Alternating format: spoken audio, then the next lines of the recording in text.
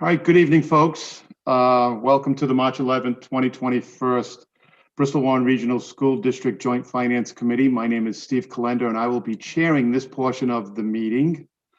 At this time, if I could ask everyone to please stand for the Pledge of Allegiance. I pledge allegiance to the flag of the United States of America and to the republic for which it stands, one nation, under God, indivisible, with liberty and justice for all. Thank you, thank you, thank you.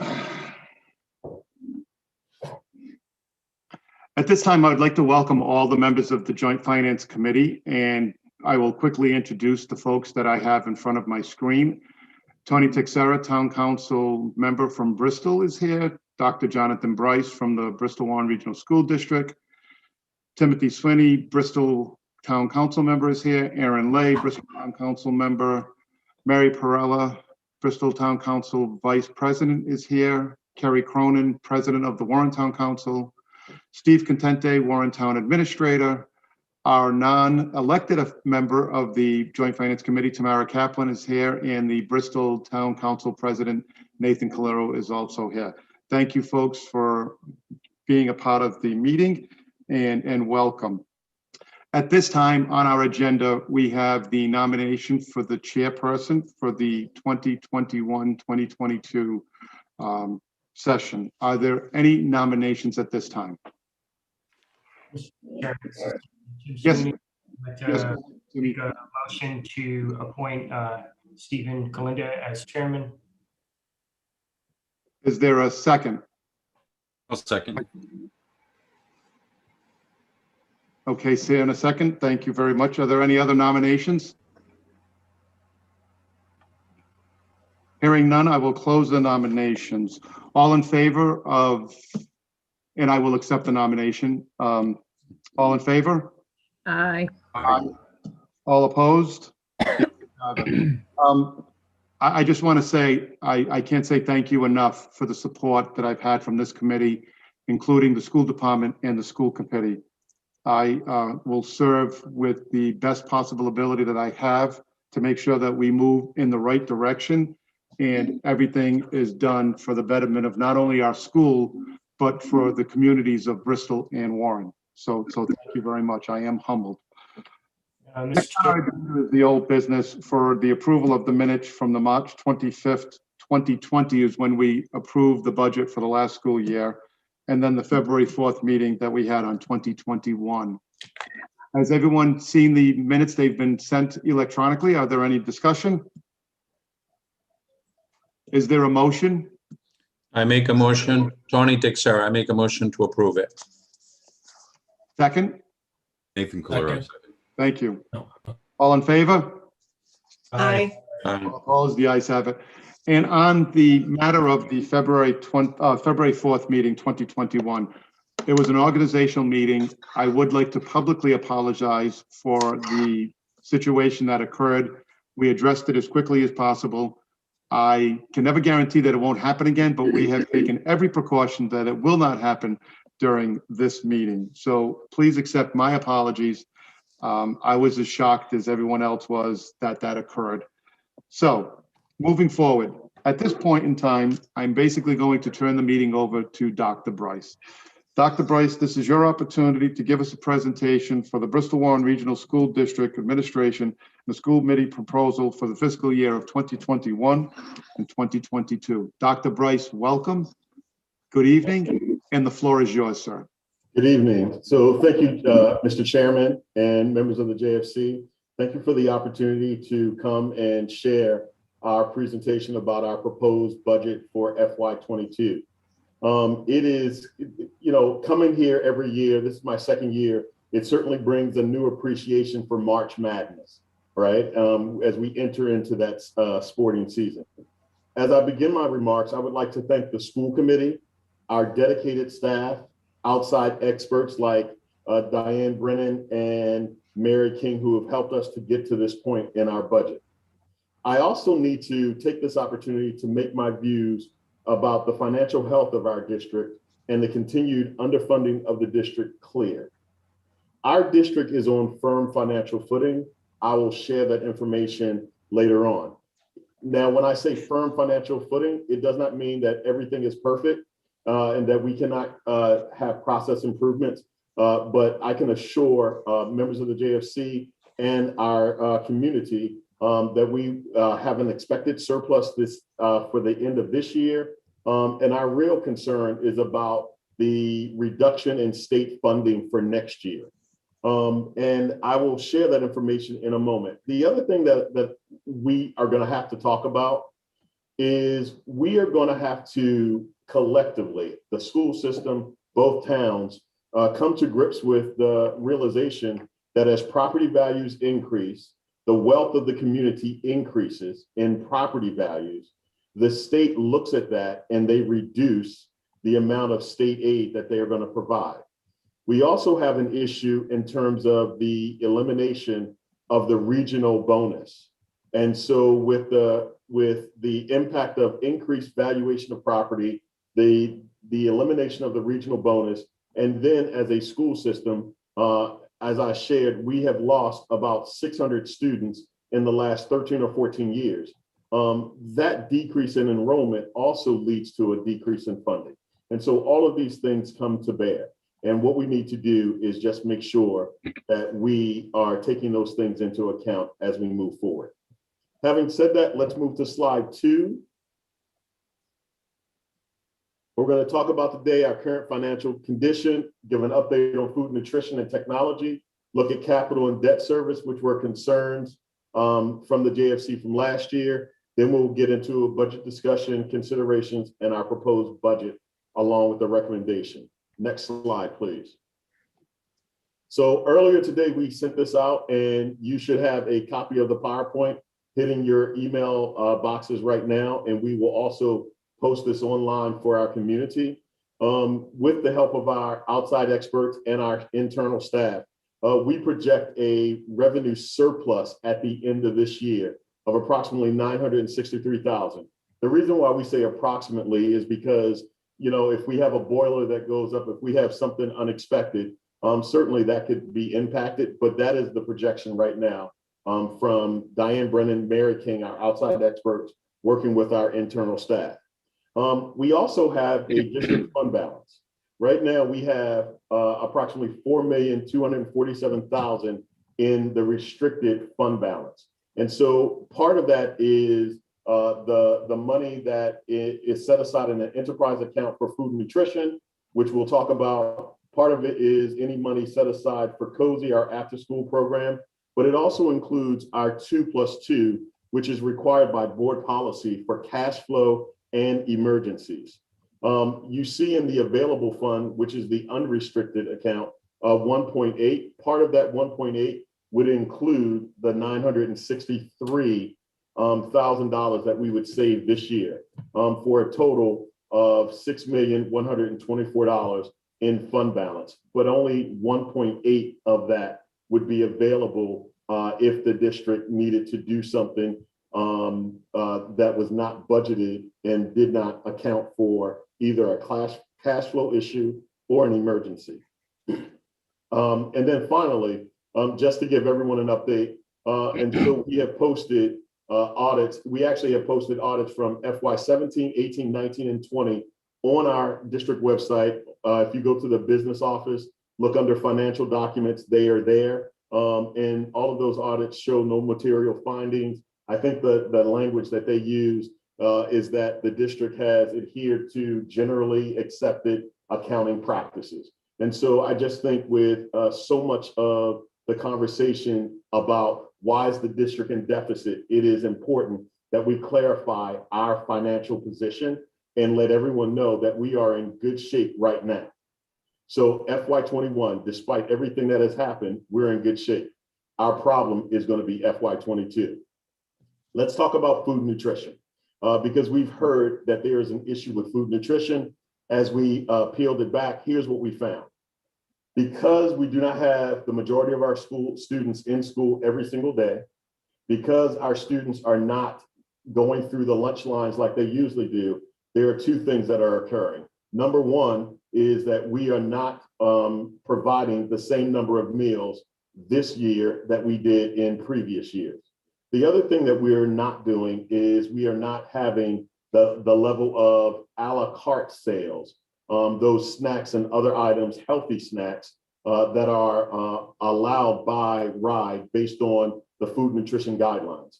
And so that has meant two things. Number one, it means that right now we are running a deficit in that area. We project that deficit to be approximately $78,000 by the end of the year. One of the questions was, well, are you receiving full reimbursements for meals? We have checked with RIDE. We had a sizable number of us on a call with them. They have assured us that we are receiving full reimbursement, but it is the absence of a la carte purchases and the reduction in meals that is really leading to this deficit. That food service enterprise account has a balance of over $500,000. We will be able to absorb that particular deficit for this year. Hopefully, if we get more kids back into school toward the end of this school year, that projected deficit would decrease from the $80,000. We also finally, and we heard this from the JFC last year, we have also repurposed our efforts to have parents complete the meal application. This year, because of the pandemic, all meals for all students, certainly in our district, all across the state, and probably nationally, have been free. And so we just need to make sure that parents understand that they are completing that. When they complete that meal application, what it does is, even if you do not qualify, it does not mean that the district will not receive additional Title I funding because of that application. So I would just ask all of our families to complete the meal application and send that in. Next slide, please. This past Monday, we had the opportunity, this past Monday, we had the opportunity to give our school committee an update on technology. One of the concerns that we heard and people were talking about was, well, the district bought 2,800 Chromebooks last year, but they already had 4,000. And so we have included the presentation. It is a hyperlink that says March the 8th, 2021. So anybody that wants to see that, they can see it. It's also posted on our district website. Here's why we purchased 2,800 Chromebooks. We purchased those Chromebooks because the majority of our Chromebooks are in year 4 and 5, and so they are at end of life. What it means is that when we had to shift very quickly to a full virtual experience for our students, and then even in the summer, as we were planning for virtual, hybrid, and some in person, we recognized that the devices that we had were not up to par, and old devices on your network are slow. It's hard for students to utilize, and in some cases, they pose a security risk. And so we made the decision, given what we were going to experience this year, to make that purchase. It is something that we absolutely needed to do. The other thing I want to mention about technology is that some people would say technology is a luxury. Well, it's a luxury that you can't afford. I'm going to argue the opposite. So we are a $58 million organization that is responsible for securing the personal information of students, employees, retirees, and former employees. All across the country, school districts, hospitals, and other government agencies are ripe for attacks from individuals and organizations seeking to do ransomware attacks, where they hold your information for ransom, they destroy it if you don't pay, and if you pay, then they return it. But they also sell the information on the black market, and then you have identity theft and other things like that. So we need to make sure that our network infrastructure is strong, that the devices we put on our network are safe, and that they are usable by our students and our staff. Next slide, please. In terms of capital, one of the things that we need to make sure of, and this year I actually put a hold on capital until we could get a better handle on exactly how much money we had. We have determined that we currently have, or will by the second payment of housing aid, we'll have $2,127,186 Now, of course, there are some expenditures that are going to bring that down, but that is a starting place. As a district, one of the things that we're going to need both towns to consider is to have a set aside for capital so that we can fund repairs, long-term repairs for our district. Also, you'll notice later on, we talk about potentially moving out of Oliver, which would be something that our school committee would need to decide. It would save us on a yearly basis about $100,000, but what it would do long-term is save capital construction costs of anywhere between $300,000 and $500,000, as we would need to do things like roofing, HVAC systems, elevators, and other ADA compliance issues here in this building. And then finally, on this page, we talk about debt service. One of the concerns brought last year was that the district should refinance its debt. We did look into that. We found that we are unable to refinance our debt until we hit year 10. We're currently in year 7. And so we have 3 years until we can actually refinance. And so the reason why I give this, go ahead, next slide. The reason why it is important for us to have this as a foundation is to dispel the aspersions and the rumors about district finances. All right. Again, what I will say is our district finances are in good shape. All right. You've seen the surplus. You know what the expected fund balance is going to be. We are operating as tightly as possible. Our school committee has been very focused on that. We have worked with 2 outside consultants that have been very helpful in this process. We are actively looking for a chief financial officer, but I can also tell you that our staff have been working really hard. They've been learning and growing to really keep us afloat. So then when we get into the budget discussion for FY22, this is where all of the work that has taken place thus far really gets upended for 2 reasons.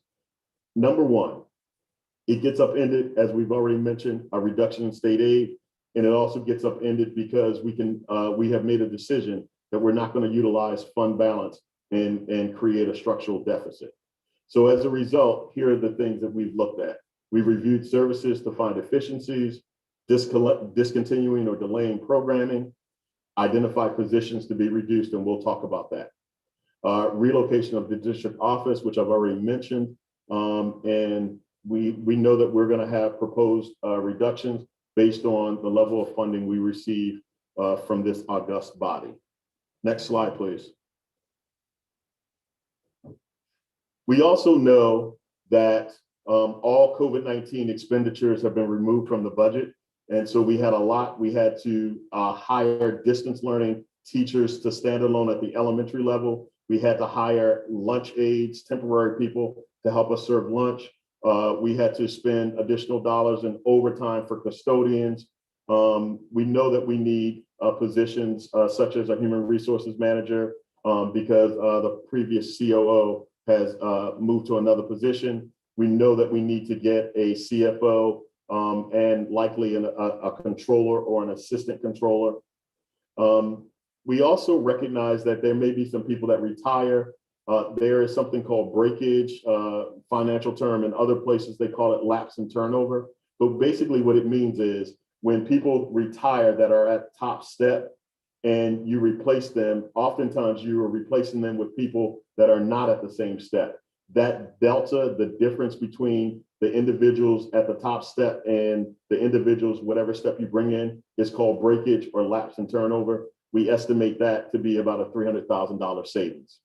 We also are in the process of beginning negotiations with our teachers union. We recognize that we will also have to begin negotiating with our support union, C94, to later probably this month or next month. And then finally, healthcare and dental costs continue to increase, and we really need to do something to try to get that under control. Next slide. Keep going. Next slide, please. Keep going, keep going, keep going. Yep, thank you. All right, so when we take a look at this slide, All right, this is our budget in the large categories, and it is based on a 4% revenue increase from the towns. It is just for modeling purposes. But what it shows is that if everything else stays as expected, we would have a $1.9 million revenue shortfall that we would have to close in order to balance the budget before the budget could be approved by the school committee sometime later this year before we walk into FY22. Next slide.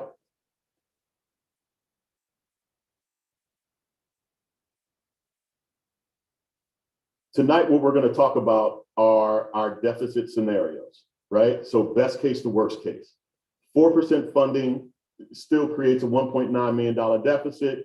Remember, 1.2 of that is a reduction in state aid. And the rest of it is because we're not utilizing fund balance. If we get a 3% increase, it would result in a $2.3 million deficit. 2% results in a 2.7. 1% results in a $3.1 million deficit. All right. And level funding from the towns getting zero would result in a $3.5 million deficit in our operations. And, you know, right at the bottom, hold on for a minute, Rose or Ryan. So the proposed budget could possibly be further impacted by state revenue decreases. We should also say it could potentially be impacted by state revenue increases, as we know that President Biden today just signed the stimulus. Here's the problem for us. The problem for us is we don't know what impact that's going to have. We don't know what or how much money we may receive, and we are constrained to balance this budget before we may know of any potential additional increase in state aid. Next slide. So what is this going to look? What is this going to lead to? Well, it's going to lead to a number of reductions: district level, school level, athletics, other areas, contractual service, supplies and materials. Hold right there. So one of the things that you can actually do two things. You can make a blanket cut and you can say, I'm cutting everything 10%, or you can go through your various departments. You can look at different line items and you can try to make what I believe are strategic cuts so that you are doing your level best to keep cuts as far away from the classroom. Unfortunately, the problem with our budget is that 80% of our budget is actually tied up. It's actually 79%, plus you add the 78%, plus you add debt service, 81%, is tied up in staffing and benefits. And so the reality is cuts of this magnitude are going to require reductions in staff. And we will share those with you in a moment. Next slide, please.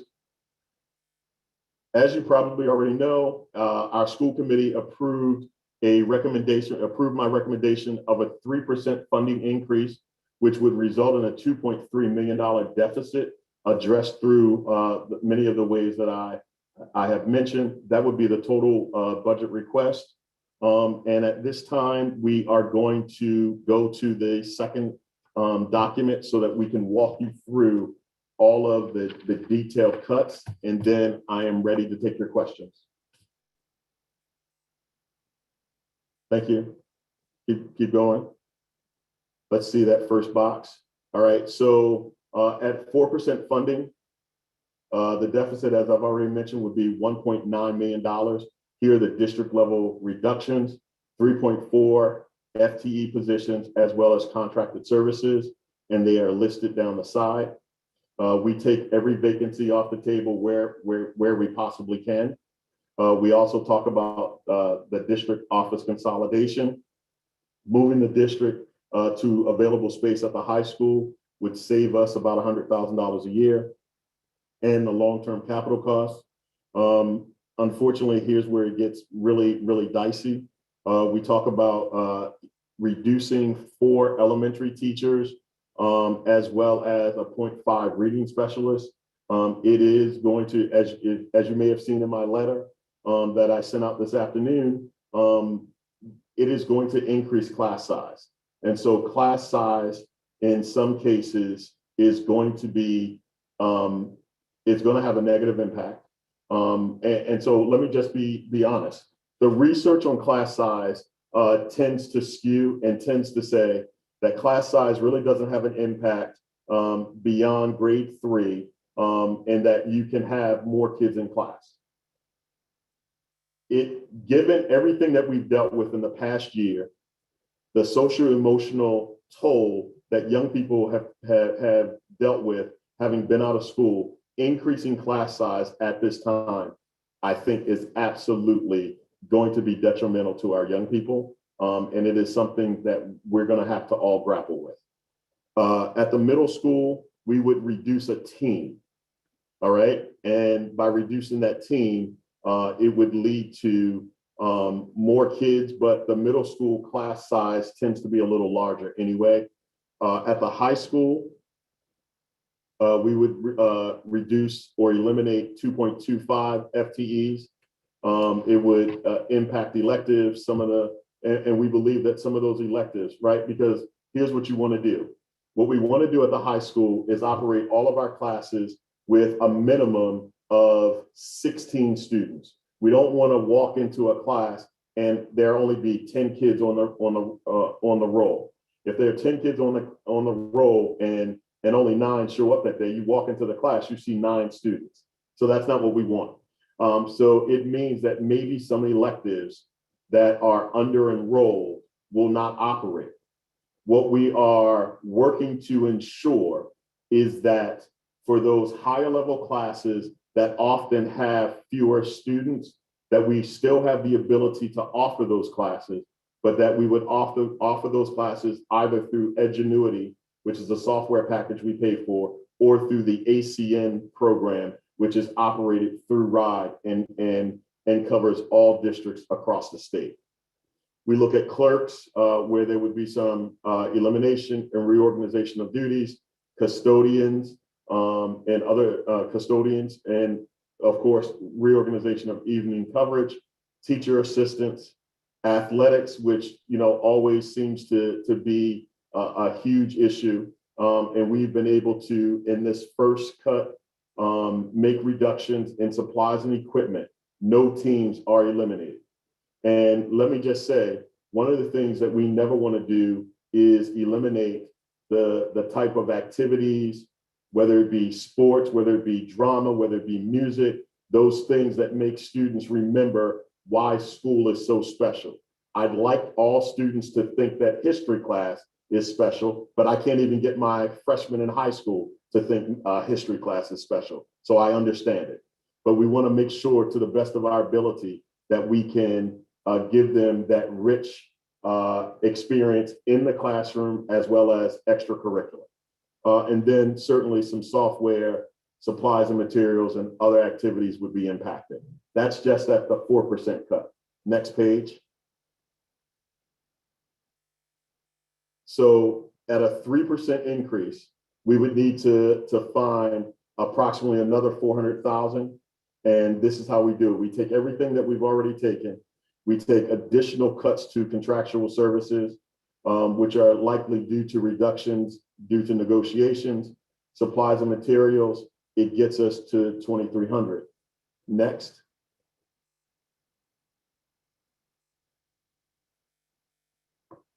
At 2.7, which would be a 2% increase from the JFC, we would need another 400,000. And again, more reductions due to negotiations, supplies and materials gets us to 2.7. Can you slide up just a little bit, please? At 3.1, which is another 400,000, we are making cuts to school counselors, right? One school counselor, itinerant positions. So if you think about itinerant positions, we're talking about folks that travel around the district and provide services in art and music and other fields. We would also eliminate 2 more teachers and 2 more FTEs a little bit of supplies and materials, it gets us to the 400,000. But that would be 1%, and that would be catastrophic. The one thing I would mention, given everything that we're dealing with this year, the idea that we would increase counselor size, right? I've spent the majority of my career in student services, and absolutely, I tell everybody that school counselors, school psychologists, social workers, all of the folks in the human service field that help to make culture and climate so critically important. And if you'll notice, you'll see a lot of things that I write that talk about students learning, growing, and thriving. These are the folks that really help that and are focused on that 24/7. Teachers do that as well, and TAs do it as well as administrators. But these are the folks that do that really, really 24 hours a day. And increasing that caseload, I think it's going to be problematic. Next page. If we were level funded and we had to cut $3.5 million out of the budget, here's what it would look like. We would have to cut another $90,000 out of athletics, and it would likely result in the reduction in teams and staff. I just want to let everybody know we operate 41, I think it's either 41 or 42 different athletic teams. And so that's a lot. And we know that our kids are doing great jobs on those sports teams. And so to the best of our ability, we don't want to have to impact that. We would take another counselor, a music teacher, half of a world language teacher. We would further reduce extracurricular activities, technology subscriptions, the specialty lab for CTE, and extended day program to get to 3.5 million. And scroll down, please. And we are also working with the trust to see if we can get healthcare costs, which were double digit last year. We need them to come in less than double digit this year to see if they will come in lower. And these are the types of things that we're looking to do in order to reduce costs and reduce expenses, and to work with the revenue that we have. But ultimately, there's just a really tough road ahead unless the state comes and does something, and we won't know what they're doing or if they're going to do anything by the time we need the budget approved. And so I think it is important that I continue to reiterate how absolutely damaging these cuts will be to our school district, ultimately our students and our staff. And I think as a community, we need to galvanize so that these cuts never have to take place. So with that, I thank you for listening, and I await your questions. Dr. Bryce, thank you very much for that presentation. As always, informative and detailed. So I look at my screen and I have no particular order where I'm going to go with this, but I will go member by member from the JFC.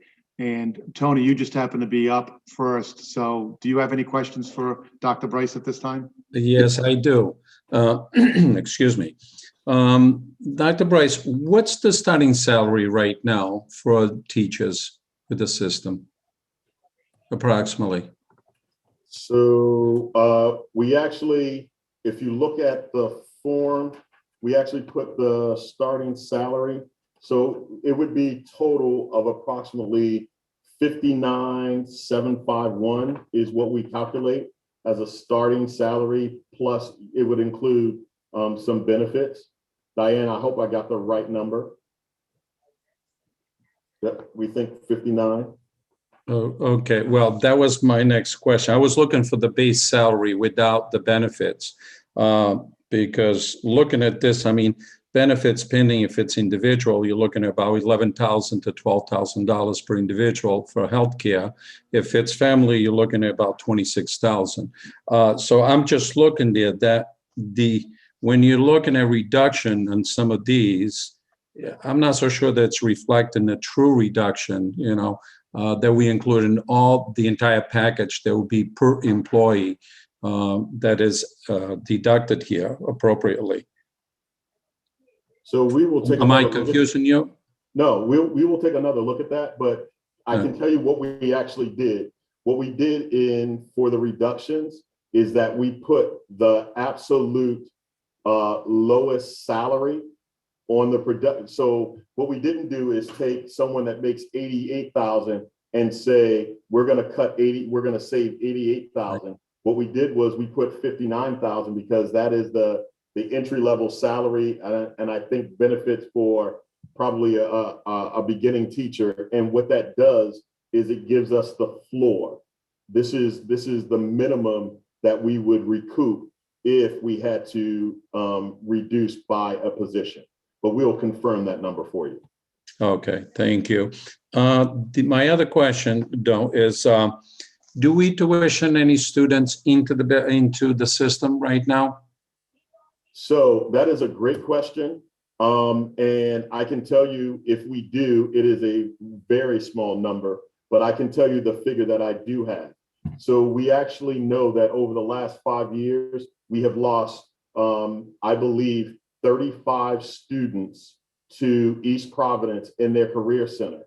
At an average of $15,000, that would have been $525,000 that would have been added to revenue for the district. We did not get a chance to do it on Monday, even though it was scheduled.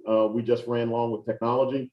But Dr. Nicole Lyons, who is the new college and career coordinator, has a presentation. It's already queued up. We posted it online. One of the things that we need to do for CTE, for our high school, is to expand career technology education. It would allow students to graduate with industry ready credentials so that they could go out and get a meaningful job making $35,000 or more. And it does two things. It stabilizes enrollment. It keeps, right? So if you play tennis, you hold serve. What we don't want is to lose kids to other districts. And I have signed, probably in the last week, I've signed at least 2 applications from parents who want their children or their children want to go to a school outside the district, and funding will go with them. So we need to, number one, hold serve, stabilize enrollment. We need to do everything in our power to keep kids here, all right? And we want kids to stay here. And the other thing we need to do is, to your point, Mr. Texera, is we need to grow revenue. And one of the ways we grow revenue is by having a CTE program that other students from other districts want to attend.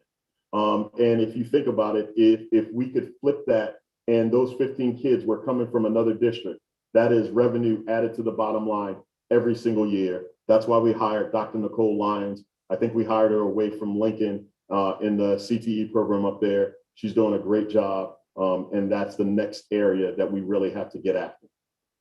Mm-hmm. Okay, so do we accept any students from other districts currently? Yeah, I mean, we will certainly accept students from other districts. We would. But I'm sorry, go ahead. We would not turn them away, and we will double check on that number, but that number is so minuscule that it certainly has not registered on our radar screen. Okay, thank you. You're welcome. Thank you, Tony. Mr. Sweeney, do you have any questions for the superintendent? I do, Chairman. The floor is yours. And thank you for your steady leadership over the past joint finance terms. Dr. Bryce and school committee, teachers, parents, kids, I know this has been a tough year and I know it's a tough budget. So I appreciate all the hard work that you put into it. Dr. Bryce, I wanted to first ask you about the enrollment, because to me, that is sort of the big target here. And in regards to a plan around that, it looks like we're always going to be, it seems to be that we're going to be constantly in this cycle where we're going to have dropping enrollment, and which is going to directly affect our state aid and education. So that's going to drop, which means you have to come back to JFC to have the taxpayers make up for it. And I was just curious to know, are we investigating or looking into any studies or statisticians in regards to predictive enrollment and really getting a school system that's going to be more in line with what's going to be coming down as far as our community Our community, it seems like it's aging. Does it seem like there's more kids coming in? I get that you're holding on, and I believe we have a great school system. I really, really do. And I don't think there's any blame as far as teachers or anything like that.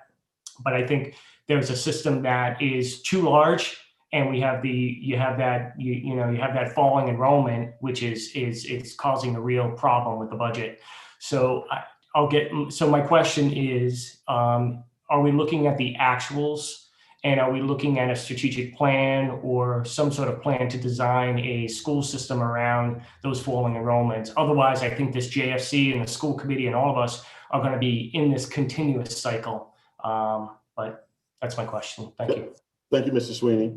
All right, so 3 points. Number one, we are looking at exploring adding pre-K classrooms.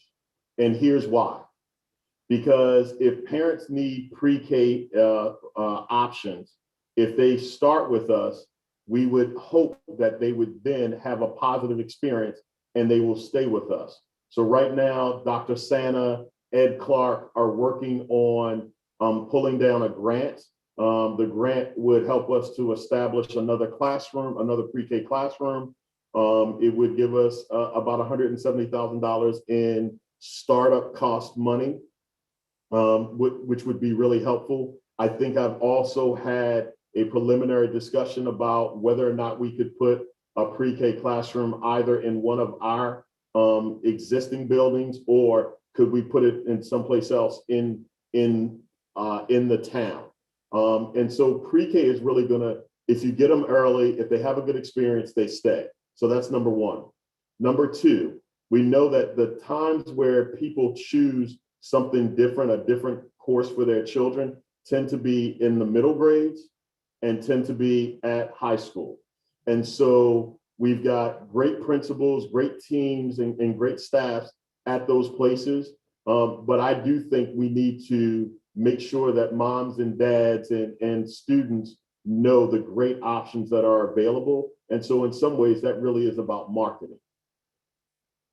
The third piece I've already mentioned is CTE, right? Which we have to grow that opportunity. And then the last thing, I know that there are a couple, so it's actually 4, sorry. I know that there are planned multi-family developments on the books, I believe in Warren, that would project that they would come with some students. So there will be some students there. But to your point about whether or not the community seems to be getting older, I think the answer is probably not as many kids, not as many, families with multiple children. And so is that something that we can address? We can't necessarily address that. But then to your point about, well, is the district too large? So if you walk into our classrooms pre-COVID, we are dealing with class size limitations. And we look at those.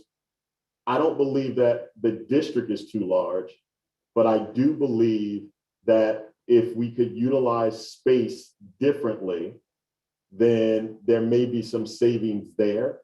And that's one of the reasons why I made the recommendation to move move district office to the high school and one of our offices to KMS, so that we increase that space utilization. And I think that would help.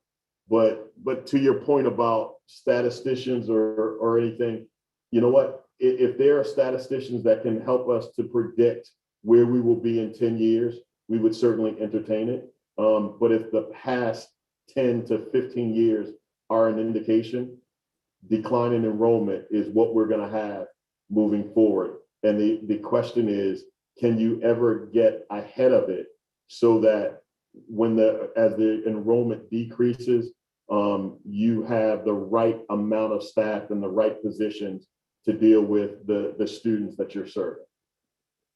Mm-hmm. Mm-hmm. Yeah, and that answers my question. Thank you. I just want us to start thinking, I think what I want us to start thinking about is sort of a budget as far as it's based on some predictive data that could help you, the school committee, everybody in the district to kind of understand what's coming down the pike, because I think the school system is great, but it's like, I hate to see all these cuts and, and getting to a cycle where it's all these cuts, because I don't think it is good marketing for our school system. It's not something that you want out there, you know what I mean, as far as all this, cutting.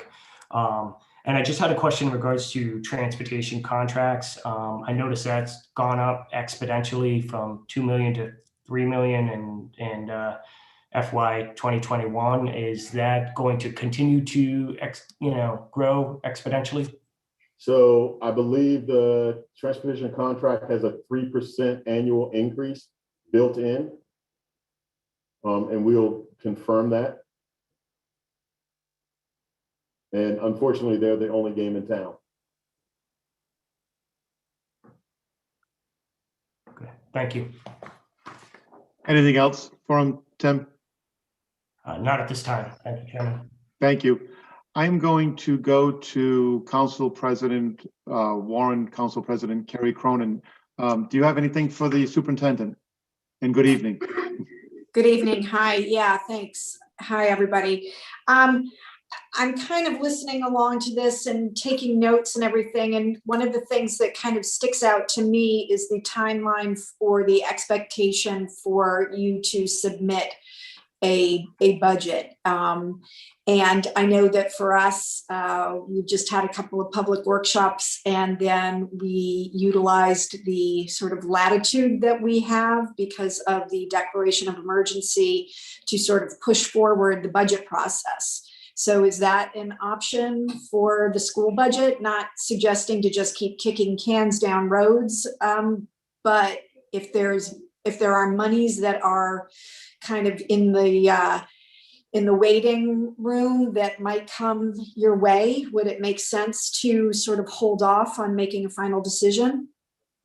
Well, so it's a great question. I absolutely think it would make sense to wait.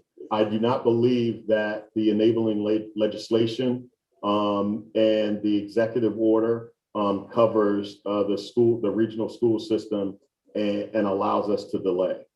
So our school attorney has not indicated that we could delay that process, although I do think it would be helpful.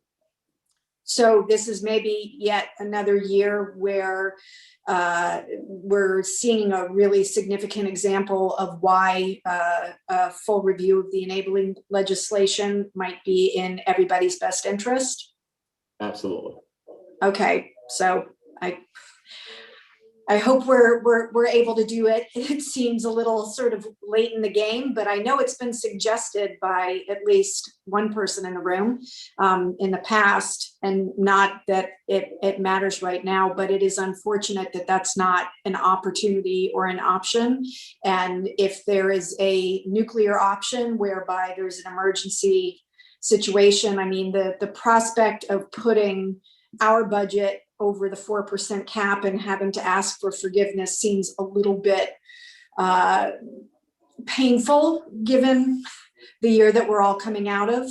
So I'm trying to think about how we can give everybody what they need to move forward and support education in the way that I think we're obligated to do, not knowing what all of the pieces to the puzzle are.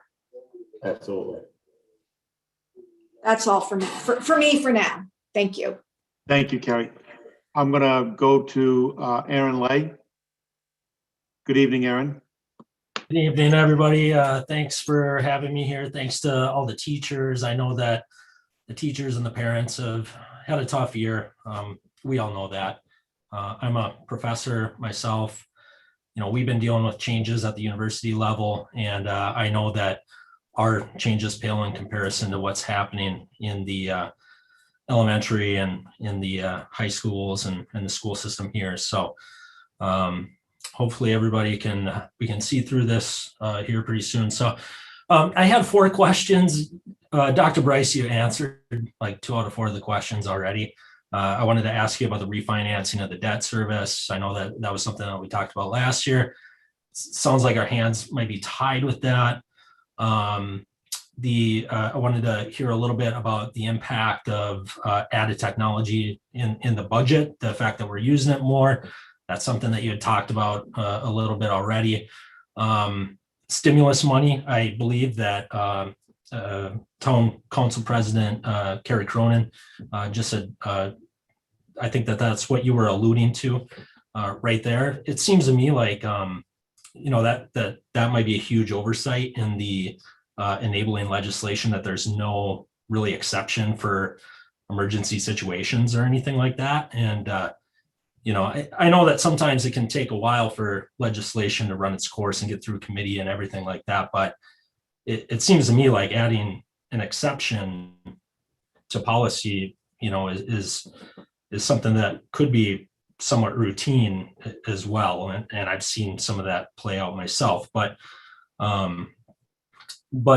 anyways, there was, I think what I was most interested in hearing about was the discussion of the CTE schools, because for me last year, it was to me like the best strategy of addressing some of these issues of under enrollment and everything like that. And, certainly, I've been dealing with some of the same stuff at the university. Our enrollments are going down. So we're really starting to have to think about ways to increase enrollments and everything like that. But I guess my concern is that I know CTEs are one of the ways of doing it. And you had talked a little bit about holding serve and not, hemorrhaging students to other districts and things like that. But I guess one of the concerns I have is that even a silver bullet in our arsenal? Is it even a viable tool that we have? Because it seems to me that, it just seems to me that there's going to be a structural problem in terms of enrollment. Like, that's not going to really fix that gaping hole that we might have, unless we did things like advertise to bring students into the district and create CTE programs that are going to draw students from all over the state. But I guess my question is, to what extent have we been getting those CTE programs off the ground? Yeah, so absolutely, it is the right question. The reason why we actually prioritize CTE is because I believe that giving all students an opportunity to explore and to find their passion, as well as prepare for post-secondary life, is critically important. If anybody wants to get a sense of why CTE is so important, go to, and we'll put it on the website, but there's the Georgetown Center for Education and the Workforce. It provides wonderful resources that just explain there are good jobs available that do not require a college degree. I already know, and I think as a district, we know that a third of our graduates do not go on to post-secondary education right away. It's not that they are unable, it's that they've made a choice that they don't want to. Okay, so we have a responsibility to make sure that we're giving them good options so that when they walk out of school, their only option isn't to go and to flip burgers or something else, but we're giving them real options where they have a skill, they're able to walk in and make an entry-level wage that is about $35,000 or more. What that does for them is it puts them on the entry-level path. And you'll notice if you go to our website, go to Mount Hope under CTE, we have a chart that explains each of our 5 pathways, right? Architecture and construction, biosciences, we have business and finance, we have 2 others. Down the right-hand side of that, there is something that talks about entry-level positions, mid-level positions, professional positions. And it really shows students and their parents that there is a career trajectory. You can have different jobs within that same field, but what it does is it gives you a start, but it also shows you what are some of the myriad options available to you. So when you ask, is it a silver bullet? I don't believe it's a silver bullet. I know that there are districts in this state that are actively recruiting students and using it to bolster their enrollment so that they do not suffer the same fate that we're suffering, which is our enrollment is significantly decreasing. I also think if we apply the barbell concept, what are we doing for older kids, but what are we doing for kids at the start? That preschool, getting, you know what, every elementary, imagine if every elementary in Bristol had a preschool program to match the preschool program, that the pre-K program that we have at Hugh Cole, right? So that would be a classroom, let's say it's a classroom of 15 kiddos. So that's 45 extra kiddos that we would have. Now, the problem is, how do you afford them? Because you're not really being reimbursed for students in pre-K from the state.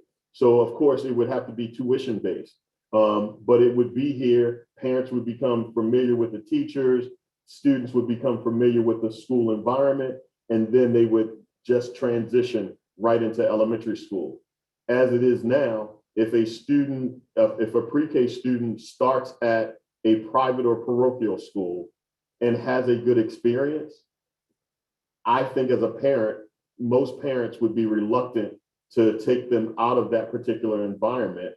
And therefore we've lost that student for a number of years, if not forever. So I think pre-K is something that we need to look at, but it would have to be tuition based because it would have to be able to pay for itself, and CTE to attract students from outside the district, but also to bring other students from inside the district and help them to stay here.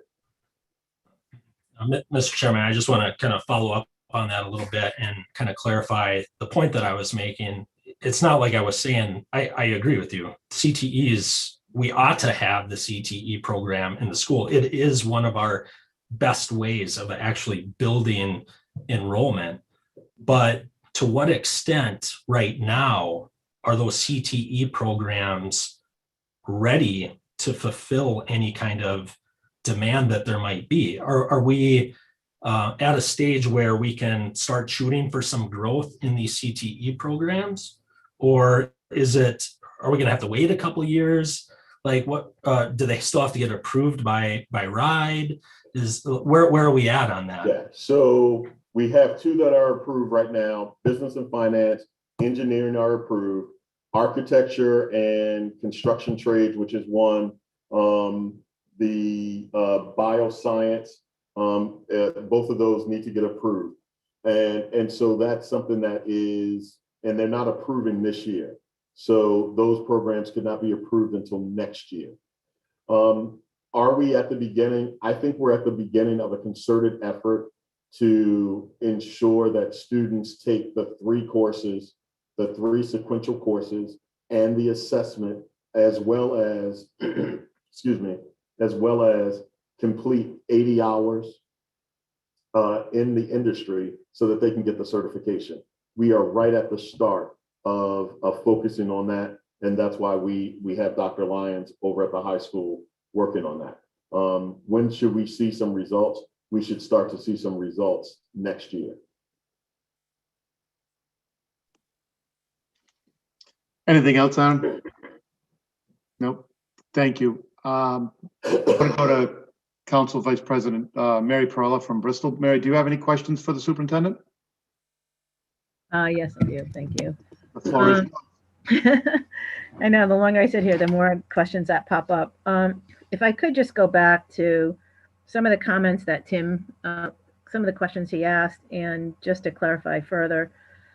So you talked about efficiency with space. And one of the things I was thinking of, as you know, the elementary kids cannot go to the other town for school.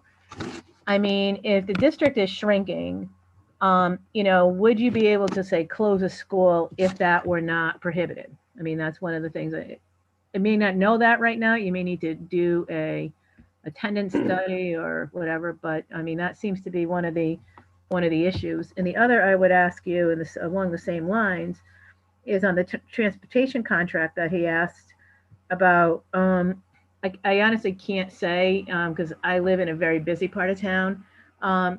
So if the buses are stopping in the neighborhoods at every block or not, but I've been behind buses in other communities where you wonder, why can't the kids walk a block over instead of being picked up at each block? And if there were, if you increase the distance just slightly of the kids where the bus stops were, how much would you save on that? Yep. So let me answer the second question first. Right now we have 19 regular buses, 4 special ed buses. The routes are fairly well defined. If we were to increase the walking distance, that would be something that the school committee would have to approve. And we could look into whether or not we would realize any cost savings. But that's not an answer that I can give you, but we will look into that.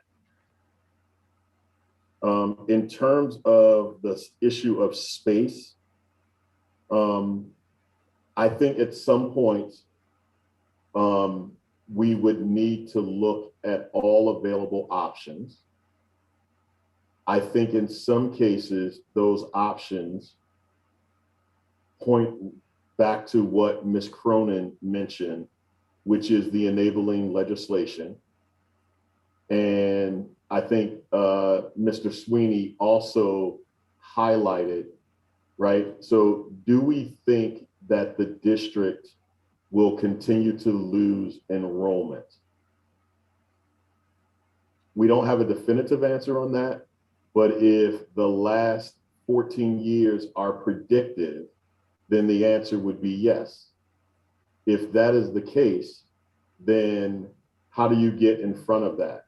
And I think the question has to be, are you utilizing all of your buildings to their maximum capacity? What are you doing in terms of class size? Can you increase class size? Would that allow, and that's what we're doing in the reductions. We're increasing class size and moving toward the maximum in terms of the class size cap that we've established. I certainly can't tell you today that I would make that recommendation, but I can tell you that I do think maybe, given the number of kids we've lost over the last 14 years, at some point, it's going to have to be a consideration. And the other, I have a couple of other questions, but just to follow up on a few of what I've heard, I'd like just some clarification for myself on the preschool question that you raised, the pre-K, because I'm not sure that I agree with your premise. And so what seems to be the case is you've talked about we're losing population, and then we're losing high school kids to East Providence. I work in an urban district. We lose kids all the time to Davies, for example. Yep. The same issue with great engineering robotics programs. So if we have less kids living in the communities, for example, and I know there's some projects, so some of that, it depends on land use and if farms go up for sale, whatever the case may be, and whether it's family housing, et cetera. I'm not really sure I'm seeing where you're going to get the preschool. I mean, if there's X number of kids and you haven't done an enrollment study where you can really look at where those cohorts by age of those kids are coming up through the ages, and then kind of overlay that with zoning regulations and other planning aspects, I'm not sure that is going to necessarily follow, because some people have their children in daycare. They may pay to send them to the public school. My sense is that they're going to be going, if they're going to go to public school, they're going to go to public school anyway. And at one point, Bristol Warren had a very high number of kids who were in private and parochial schools. I think at one point it was like 26%. That is no longer the case because our school has been, our school district has gotten much better. But I think if you look at one parochial school in town, for example, that has a pre-K, I'm not sure that their kids are staying in that school. I think that they're going and leaving for public school as soon as they're done with pre-K. I'm not sure about that, but I think you may want to take a look at that. So I think that the issue is really going to be who's moving to town, how many children do they have children? And there's obviously very serious concerns with your point about what I think is commonly referred to as tax capacity with the property values and so forth. That is a very serious issue, and it's something that we need to take, that we really have to come to grips with, because one of the problems that I see, I mean, we're in a community where, we've got all these people that are coming in and finding our area and saying, especially after COVID, and, saying, this is great. It's so much less expensive than a suburb of Boston, and I can work from home. And with the impact of people who have lived here, who don't have that kind of income from jobs that are in those areas, and trying to maintain their homes. And that's what we're facing, and it's a very serious issue. I think it's very tough to be able to look at in this particular day and age right now, like I'm talking about today, March 11th, to look at billions of dollars that have been put in from Congress into education. And I believe the letter, I'm not even going to go to the 1.9 trillion, but I'm going to go to the letter that Jack Reed sent to, I'm sure, all of us today, just to talk about the 130 billion that's going into K-12 education, only K-12, and across the country, of course. And I think it's very hard to say that we're going to put more burden on the taxpayers who have lost their jobs, lost hours, lost their businesses, potentially, when you could have this windfall of money that no one seems to know about. And I understand that the timing issue, we in Bristol have not, we say this every year, we've not even gotten our budget yet. We haven't even started. We'll start that next week. So we've got a lot of the same deficit. And I mean, I think one question would be potentially cash flow. If that money is going to come out later in 2022, some people say it may not come out till 23. You borrow from yourself to reimburse that is one issue. I mean, I think it puts all of us in a very tough position because we all know that K-12 re-engaging kids in school is the big priority for the federal administration, for the president, and for everybody, the state administration, everybody else.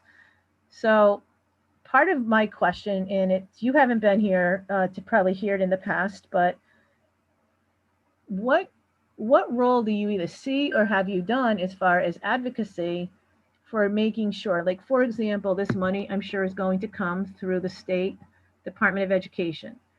Now, we know that we have some issues, and we know that Providence is taken over. So how is it going to be that you Bristol Warren Schools, and I'm not singling you out, Dr. Bryce, or anybody, but Bristol Warren Schools are going to be advocates to make sure that the suburban school districts get their fair share of this and are taking care of this gap that you're having, and not putting it on the local property taxpayer.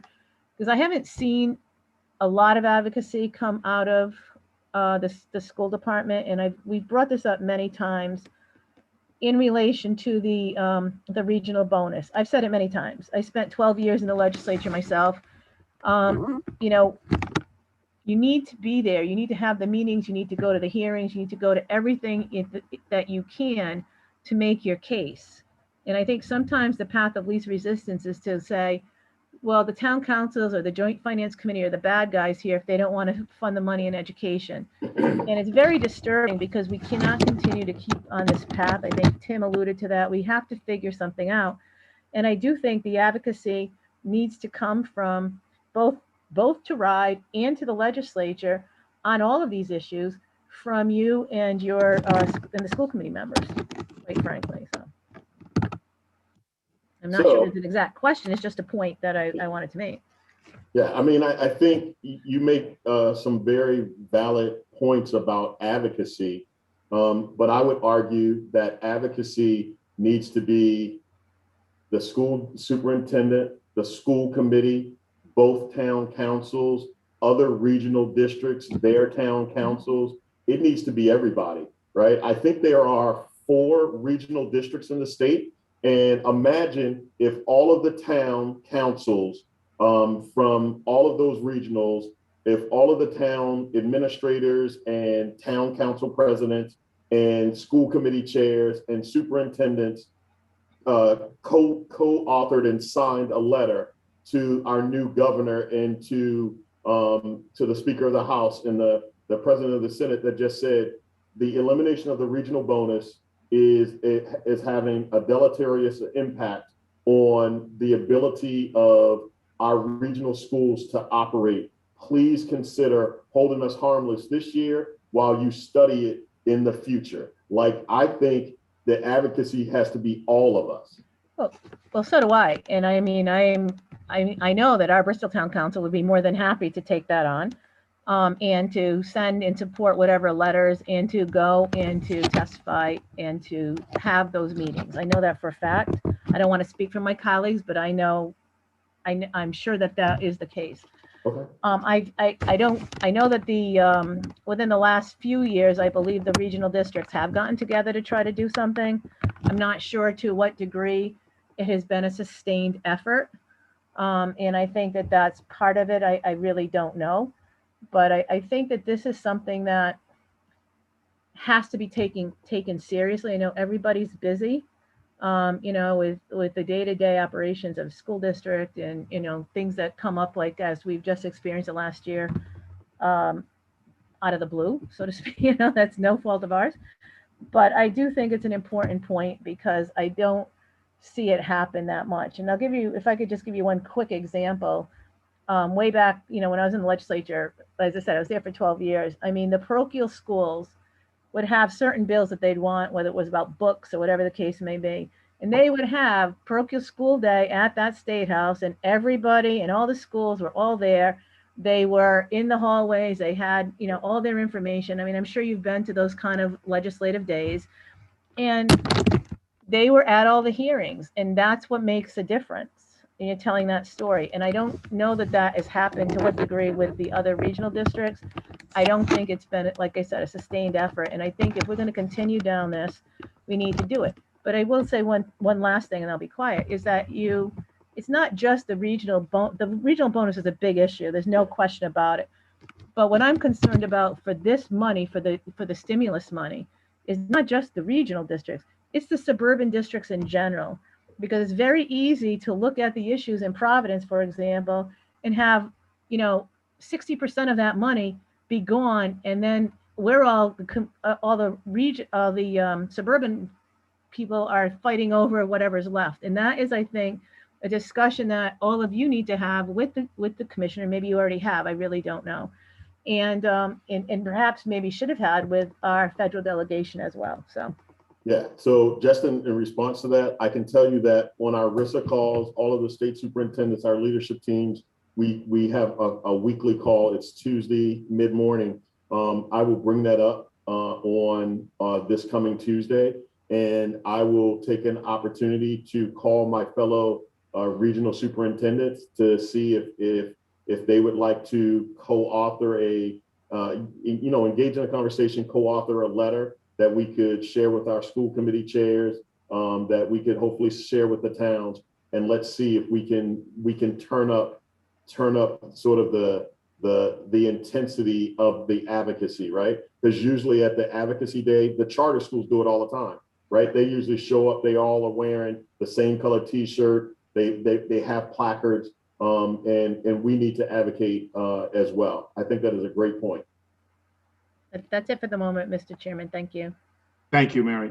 I'm going to go to Tamara Kaplan, our rep from the Warren side. Tamara, do you have any questions for Dr. Bryce? Right at this very second, I need to let all this stuff sit in my brain, and I'll bring up some questions offline. I just wanted to, but I will just say that thank you. I appreciate the thoughtful presentation, and I appreciated the larger sort of look. And I would also just want to make one point to say that maybe, and I will say this as an educator myself, that I do believe as a community that we are raising citizens of the world, and it's our duty as taxpayers to support our kids and to support the education in our communities. And so however we go about doing that is just an important sort of place to be. So I will yes, I will take my questions again offline. Thank you. Thank you, Tamara. I'm going to go to the Bristol Town Administrator, Steve Contente. Mr. Contente, the floor is yours if you have any questions for Dr. Bryce. Yeah, and nice seeing everyone this evening. My question is related to costs per student, dollars spent per student, and what our cost is, and has anyone looked at the state average? I've been spending a little bit of time online looking at that data.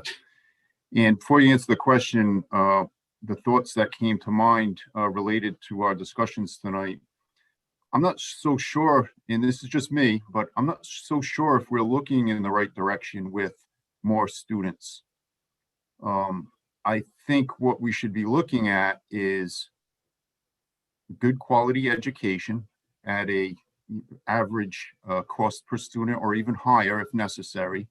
And you keep on your plan to be the top 5 and 5. When you look at the cost per students, it's not, a good education is not about the money in putting more money into a district. I liked what Councilman Sweeney said when he was alluding, I believe, to a plan.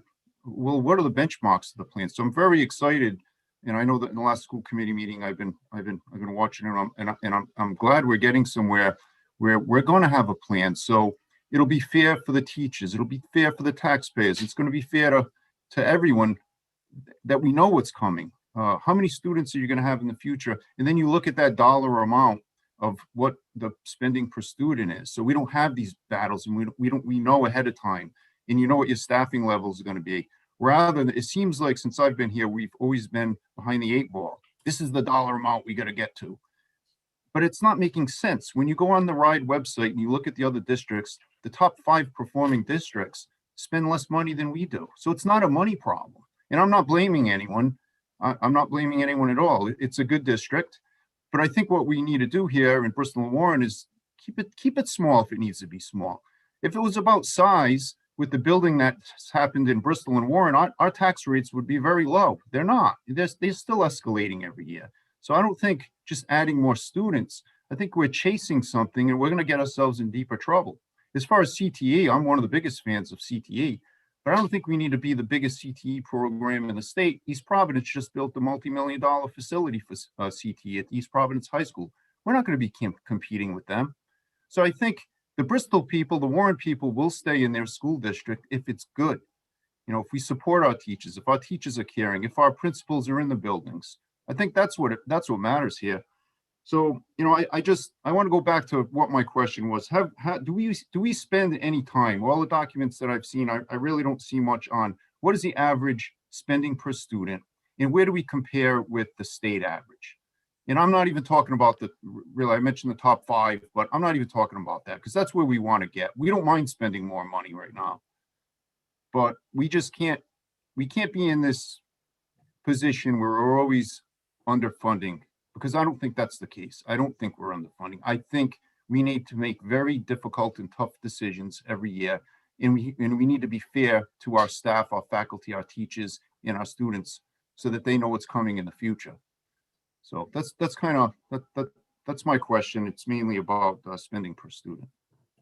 Yeah, so you know what, I'm looking in my book, and I actually don't have the per pupil for each of the districts in the state, but I will get that, and we will share that as a follow-up. Dr. Bryson, if I may, I do have it, and I just think it is important. This is my data, 2019. It's on the RIDE website. You got to dig around a little bit, but you can find it. So this is from 2019. That's the most recent I could locate. We are at $17,775,000 per student. The state average, that takes in every school district, the specialty schools and all. The average is $17,973. So we're $198 short per student, shorter than the average cost per student. So times 3,143 students, we're about $622,000 less than the average cost to educate in our district. That's where we're at. That's the way I look at it, very common sensibly. And I'm not saying we have to say, we need to do what's best for the kids. And I know And let me finish, please. And the other point I had is we are in a dilemma. What do we do now? School starts in September. What do we do? Do we say we're not going to provide additional funding when we've been doing the same budgeting process for the last 20 years? I don't think that's fair to the students. I think we really got to think about, as Councilman Sweeney said, the next 3-4 years ahead, so we can start planning ahead on what the money is going to be. Because us arguing the school committee and the JFC and then the parents and the teachers, this is not helping the district. What it's doing is it's causing a very good district to appear to be unorganized. And I truly don't think that's the case. I have children in the district and it's wonderful. So I think we just need to be patient. I think we need to work on, I'm not saying a 5 or 10 year plan. I think we got to get the finances in somehow. We need some good benchmarks, some targets for the next 3 years, finances and test scores. And I know you have a top 5 and 5. I'm looking forward to hopefully the success, and hopefully you have that financial parameters in there that we can go by in the future. But yeah, thank you. Thank you. I know that was a mouthful, but Dr. Bryce, do you want to respond at this time, or do you want? Yeah, so I mean, I think the one thing, so I agree with so much of what you said. Here is the concern. The concern is that when you look at the average, the average actually hides those districts that have significantly higher maybe teacher salaries. They have some other issues that would bring them sort of closer to the pack. I think we need to look at it, but I wouldn't just use one metric. I wouldn't just use average salary. I might use average salary. I might use level of state funding. I might use maybe 1 or 2 other financial metrics to get a real good sense of where the district is in relationship to either its neighbors or other districts around the state. But I do think you're on to the idea of what do we look like in comparison to other districts. I just don't think using the average by itself would be the only indice that I would look at.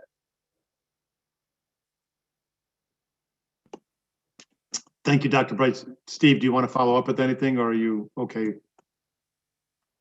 No, in fact, at the average, I just think my point, and that's great, Dr. Bryce. I'm not an expert in what to use, but to have a deficit, a built-in deficit that's kind of getting away from us, and we all know that. And none of us want to be here, including you. And I know I drive by on State Street at night. I see your car in there at night recently. So I know we're all working hard to make this work. But I just think the next 3 years are going to be real crucial in getting back into shape. And I think it can be done. I really do. But that's all I have, Chairman. Thank you. Thank you. I will go to Council President from Bristol, Nate Calero. The floor is yours, sir. You're welcome. Thank you. Dr. Bryce, thank you for the information so far, and certainly thank you to the school committee and to all that are on the call this evening because of their interest. And I love some of the questions and the answers so far this evening. Some great points brought up. And this is difficult, but we seem to get through it every year. This was is a particularly difficult year. I had a couple of questions, kind of more actually, and I'd like to start with going back to, you were talking, Dr. Bryce, about losing students, and Mary kind of addressed that at the pre-K when you were talking about that. What I was interested to know was, when are we losing students? What I mean by that is it at the 5th grade, 6th grade, 7th grade level? Is it, prior to high school, and obviously, is that where we're losing them? And why do you believe that's happening? All right, so I've got 2 documents. We have our own enrollment 92 through 2014, which is that window that is used to help figure out, it's a 13-year average, that is used in the budgeting process. And that's how we know that we've lost a number of young people. I think to your point, Mr. Calero, I don't have right now, I can't tell you what specific grade. I can tell you generally the times when students exit a school system are at the transition point. And that happens here, it happens everywhere. But we will go back and we will attempt to get more detailed information as to whether or not what is happening here lines up. But typically after elementary school, they go to a private or parochial middle school, or after middle school, instead of going to the local high school, they go to that East Providence Center that Steve mentioned, right? Which is a Taj Mahal, and it's got shiny bells and whistles. It's really attractive to young people.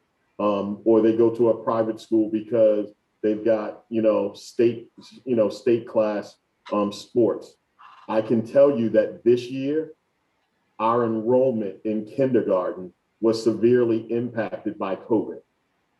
And so when we think about, is that a one-year aberration? We certainly hope so. We hope we get those kids back next year, but we don't know. The reason why pre-K seems to be a place that we want to start is only because we believe that if we get kids in earlier, we would keep those kids. And so that's why our focus on pre-K. We will look into it. We will certainly, and by the way, we don't only use our data and report our data to RIDE. We actually have an outside entity called the New England School Development Council that does historical enrollment by grade levels. So we have another batch of data that we can look at related to enrollment. Some of the data is lagging, but it can give us an indicator of whether or not where we're losing kids, and it won't tell us why, but it can tell us here's where we're losing kids, and then we have to go figure out why. Thank you. Yeah, I would be interested to know, should we be focusing in areas, and are we losing because of actual issues, or are we losing because of perceived issues? Next question was, the administrator brought up the 5 and 5. Could you speak to this Joint Finance Committee about where we were when you announced the plan, where we are right now, who's at the 5 that we want to get to? And I suppose the term would be, and please correct me if I'm wrong here, I guess we would talk about proficiency. And how that pertains to it. So, and how do we get to that 5 and 5? Are we on track to do it? So let me rewind and say it again. Where were we when you announced? Generally, and not generally, where are we now? And are we on track to get there in, I would guess it would be 3 years at this point, or say 3.5, something like that? Yeah. So when I first walked in the district, we were a school system. Hold on, I need to pull a folder.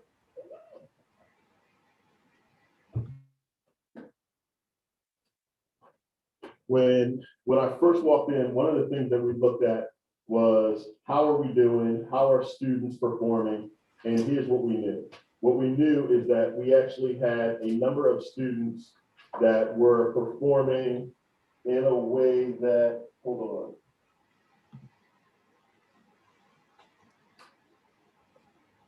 on. All right, so this is just my back of the envelope. I too, like Steve Contente, spend a lot of time on the RIDE website. So let me just give you some data that I have been able to compile. All right, so if everybody remembers, last year we did not give state testing, and state testing is able to kind of be the benchmark for schools. It's not the only thing we should look at, but it's a clear indication. So I looked at all of our schools for English language arts, achievement and growth. All right, for 17-18, 18-19, 19-20, testing did not happen. Everyone needs to remember that we are doing testing this year. For moms and dads, we have reached out. We need your students to come into schools to test. So here's what we found, right? At a high level, in terms of English language arts achievement and growth, we actually had 4 of our schools that showed an increase in achievement and or growth. All right, so that's 4 out of 6. So that's not top 5 and 5. I mean, it is showing progress, but it's not where we want to be. And that's just English language arts. So let me get you the math. All right. In math, in terms of achievement and growth, we actually had 5 out of 6 in 17-18, 18-19 that showed improvement in achievement and growth. In terms of graduation rate, our graduation rate went from 17-18, 89.7% to 86.4%. Last year, it jumped to 90.8%. Even in the midst of a pandemic, the high school was really able to work with students and pull them in. In terms of our dropout rate went from 3.8%. It went up in 18-19 to 5.4%. It has come down to 3.4%. Our retention rate for students, 17-18 was 4.7%. 18-19 was 7.2%. In 19-20, it was 5%. And so we're happy about that. Couple of other points that are critical, right? And remember, I believe academics matter, but I believe that in order for students to learn, grow, and thrive, they've got to be in places that are supportive.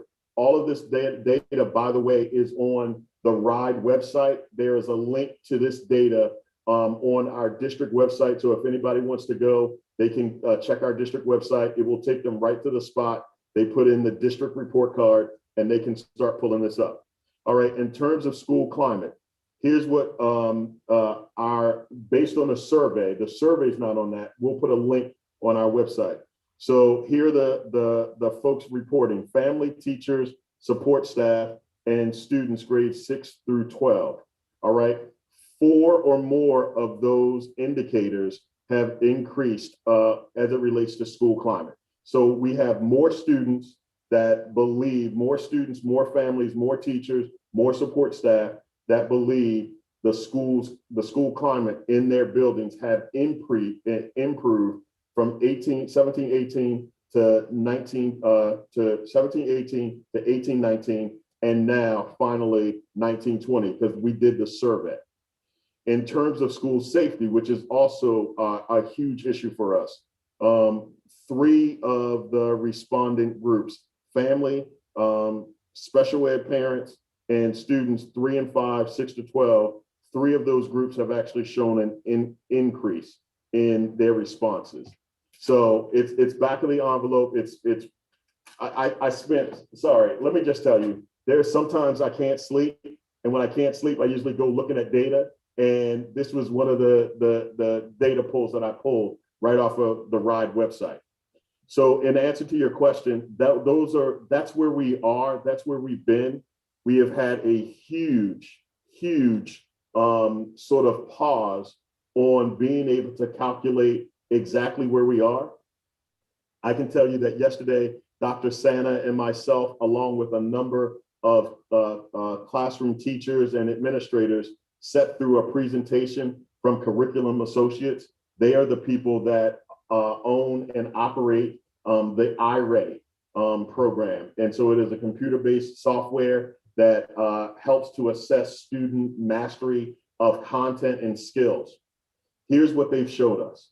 What they showed us is that from the beginning of the year to the middle of the year, we have seen significant progress, and that I keep saying, coming back to it, we have held serve with many of our students. It does not mean that there aren't some students at the bottom of the range that need additional help and support, but that by and large, because of the work of our teachers, because of the work of our students, that we have held serve.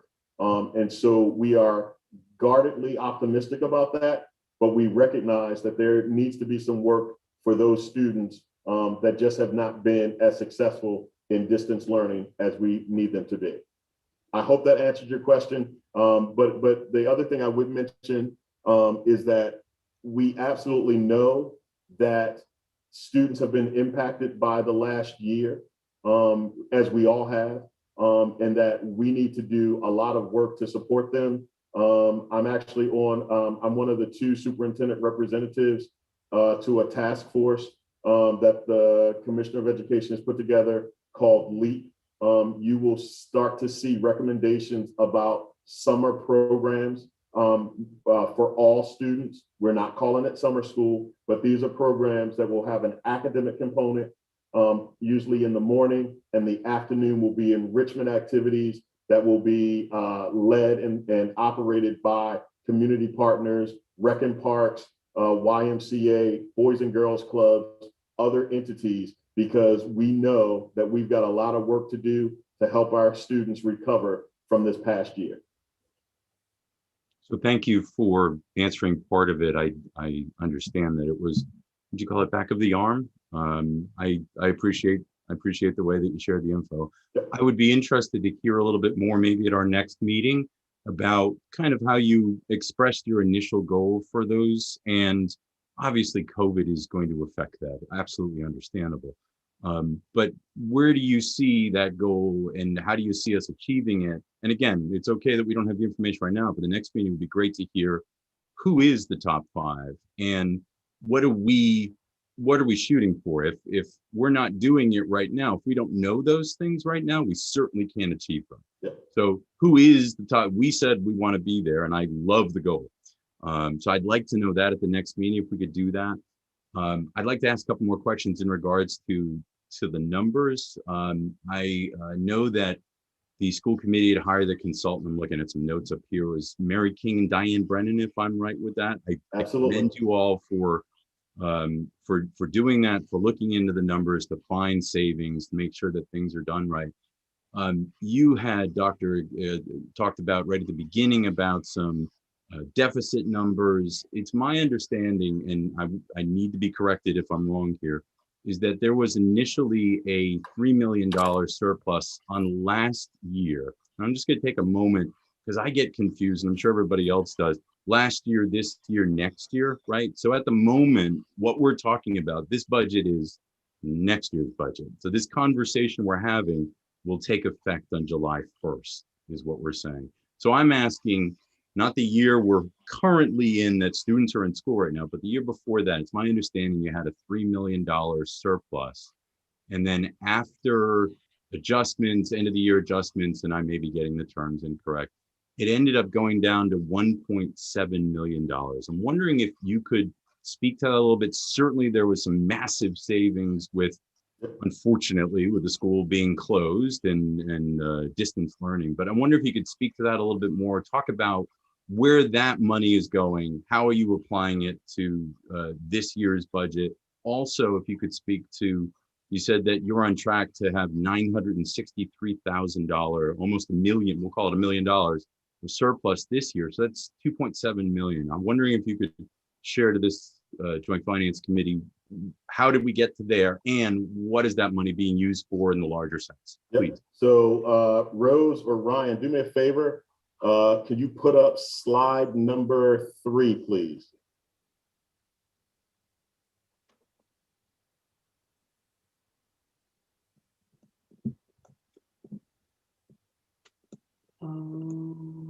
Thank you. All right. So in regards to your question, so last year, when the fiscal year began over the summer, so we're talking July or August, we estimated what the final fund balance would be. And we did the best that we could, and the number was off. And so when Diane Brennan, Mary King came in, as they reviewed all of the inflows and outflows, all of the revenue, all of the expenditures, that number was significantly reduced. And so it's just the projections were inaccurate, as they sometimes are. And thankfully, Mary King and Diane Brennan were able to reconcile that and come up with the correct number. I will also share with you that our auditors also were able to review our books and give us an opinion that we were working or operating in accordance with generally accepted accounting practices. So then we get to this year. All right. So this year, we believe that we have a projected savings of approximately $963,000. I would argue that this is a projected, it was a moment in time. It may change if we have emergencies, if we have to hire a new staff member or something like that. And so while this is the projection at this moment, it is still subject to change. It will not be confirmed until our books close on June 30th. And then the auditors and our CFO at the time work to effectively close all of our books, make sure that all of the things that we've purchased have been paid for, all of the encumbrances have been released, all of that accounting stuff. And so that takes care of that. In terms of what you're looking at in terms of the fund balance, within that restricted fund balance, and I think all of the JFC should have received it. What you see is 453,000 in special revenue funds. You see 359,000 in school building improvements. That would be capital, additional dollars for capital. That 4% general operating funds that is in restricted. Those are dollars that previous to me getting here were sitting in unassigned, but should have been sitting in restricted because you don't want to touch your 2+2. You always want that there, and you want it there in case we, as the district, we have a cash flow issue or we have an expenditure issue that the district would need to cover. Those dollars cannot be spent by the superintendent. They can only be spent under the approval of the school committee.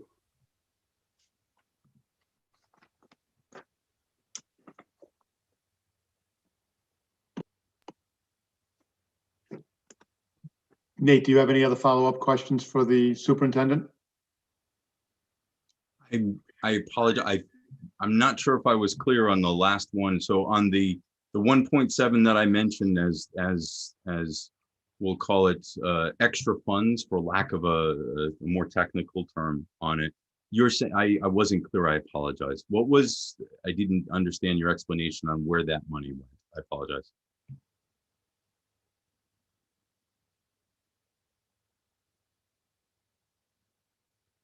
Did we lose the doctor? We're going to stand by for 1 second. The IT just reached out to me. I think they've lost the feed. So at this time, I have 8:44. We're going to pause the meeting. And as soon as IT comes back up, we'll reconvene. So stand by for a short period of time.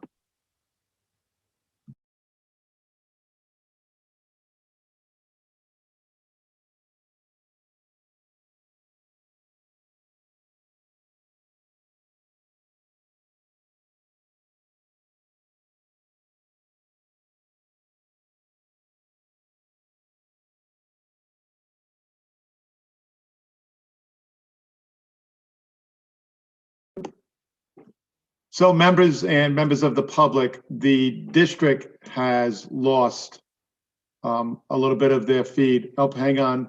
All right. Dr. Price is telling me. So just hang on for a few seconds, folks.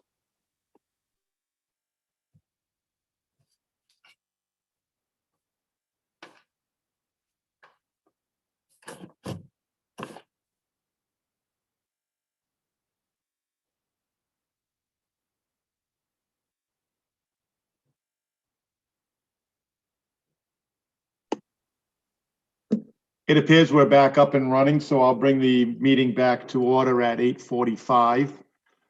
Dr. Bryce, good to see you back. Thanks for having me. Yeah. Council President Calero, do you have any other follow-up questions for the superintendent? You're on mute, Nate.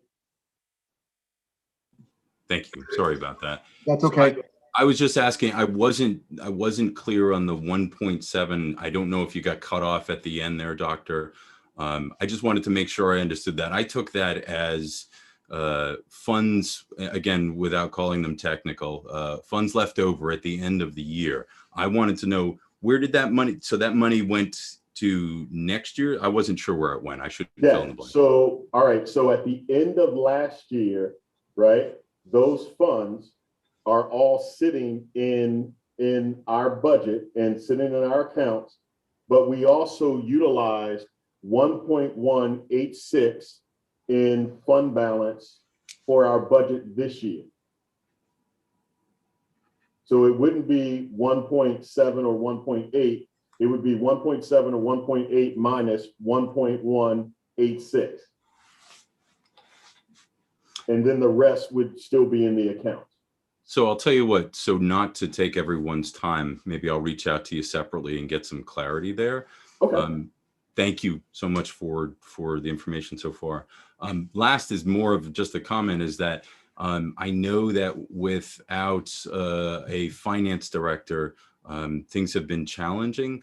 The town actually hasn't received finance reports from the school district in quite some time. So I know that that's something that's my colleagues and I, certainly in both communities, I would imagine, are very much needing and looking forward to. And I'd like to leave with this, is that the Blue Ribbon Committee that looked at joint finance more than a few years ago, I've referenced them and others have too, had talked about the need for more frequent meetings. And I would say to you, oh, and congratulations, Steve, on being reelected as chair. I would say that we need to make sure that we're scheduling quarterly meetings. As much as we all enjoy doing this, cough, cough, I know, I think it's extremely important that we don't wait this long and to get to this point. We should know more sooner and not be surprised, and understand the needs of both the schools and the towns as we do. And we do this now, but it's in some ways so late in the game, and we get here every year. So thank you, Mr. Chair. Thank you, Nate. Dr. Bryce, do you want to respond at this time to anything that the council president followed up with? No, I mean, other than, he said that he would reach out to me, and so we will talk about that.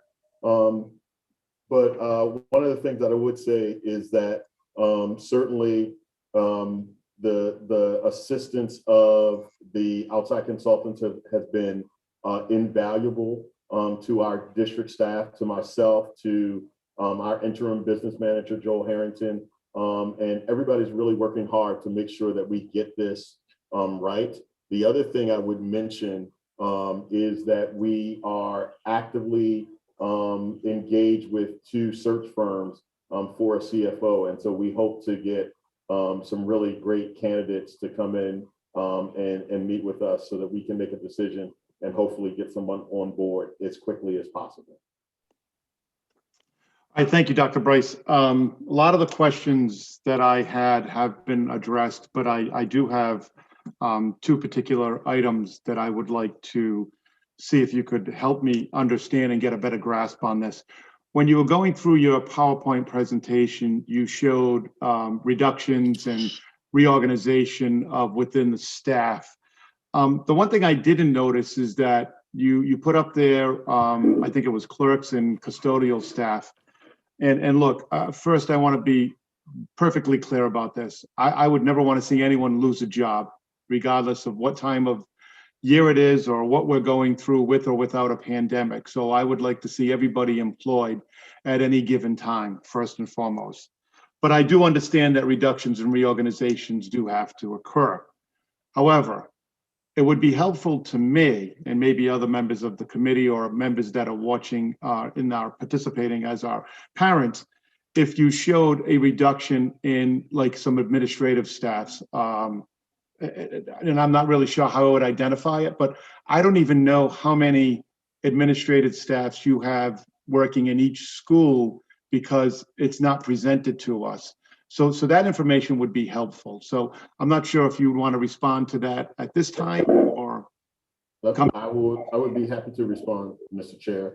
Rose or Ryan, could you put up the budget reduction summary, please?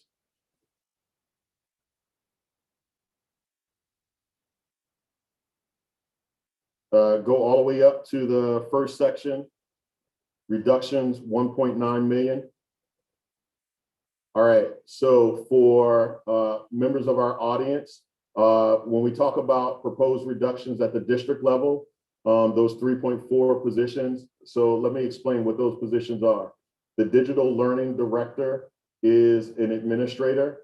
The network manager is an administrator. The assistant facilities director is an administrator. The special education coordinator is a BWEA member, but that was a reduction in services.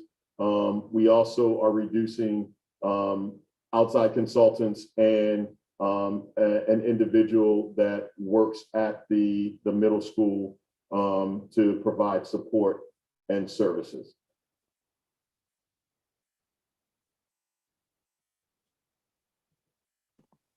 So when you say this is throughout the entire district, it's not per school, it's like these individuals work throughout the entire district, correct? Correct.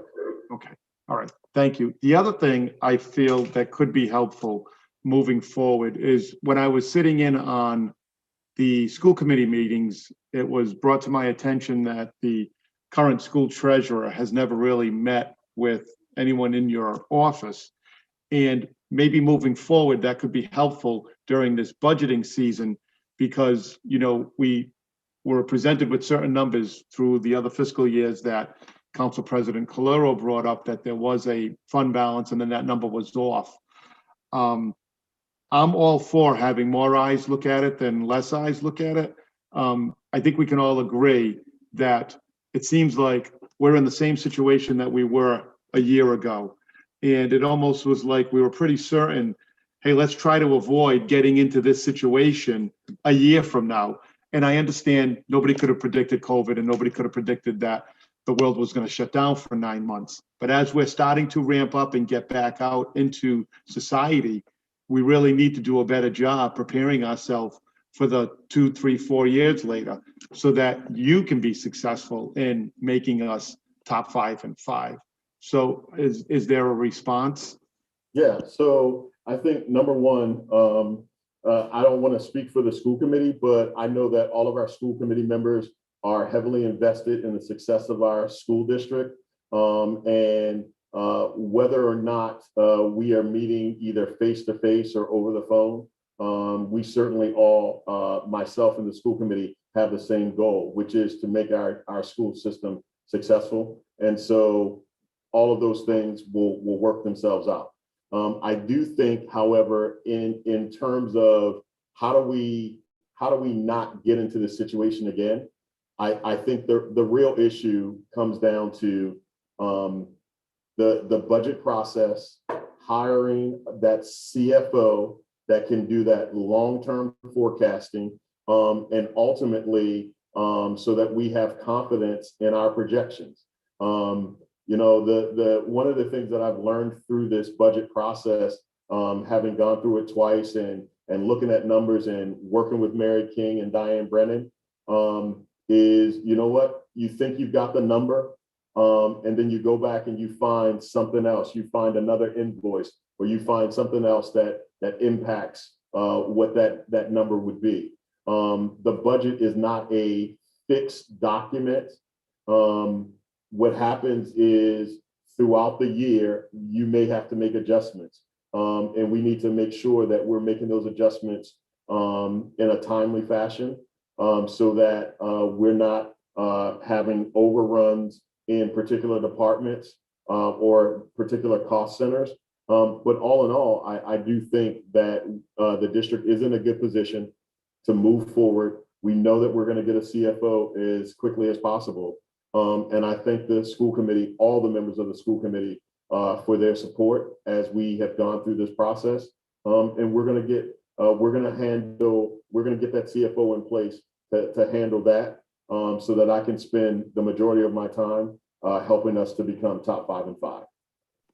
I thank you, Dr. Bryce. Real quick, the 10% number you projected with the insurance costs for dental and health, is that the highest percentage you're projecting to be on the safe side?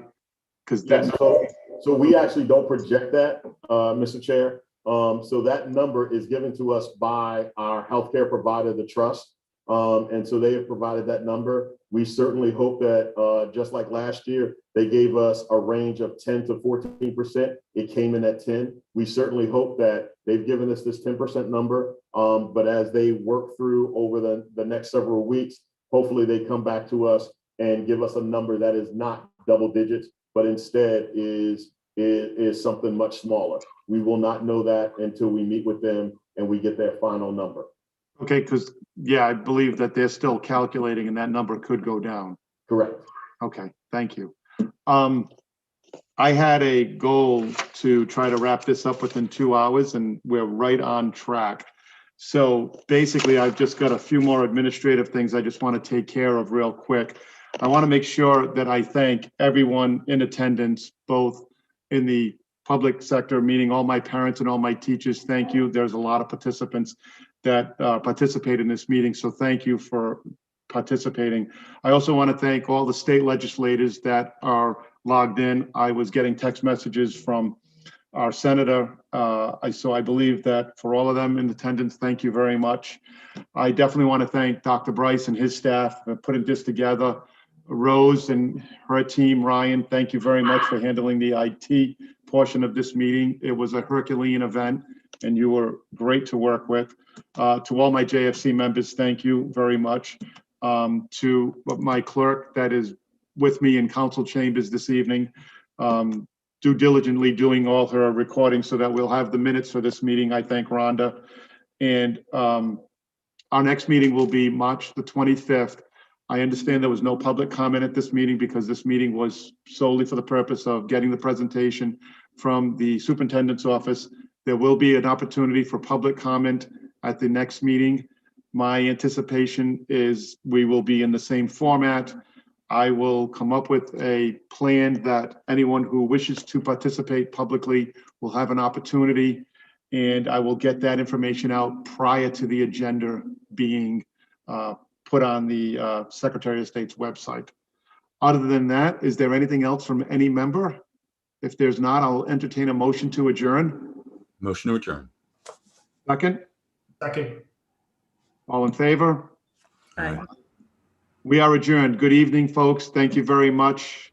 Have a good night and